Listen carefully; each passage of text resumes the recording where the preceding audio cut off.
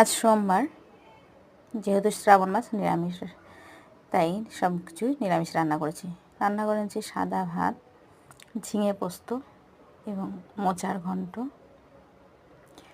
ঝিঙে পোস্তটা কিন্তু আমি গোটা পোস্ত দিয়ে করেছি, আর এদিকে করেছি থানকুনি পাতা, পেঁপে, আলু, কাঁচকলা এবং কুলেখাড়া পাতা দিয়ে একটা নিরামিষ তরকারি করেছি। মুগ ডাল করে নিয়েছি উচ্ছে দিয়ে।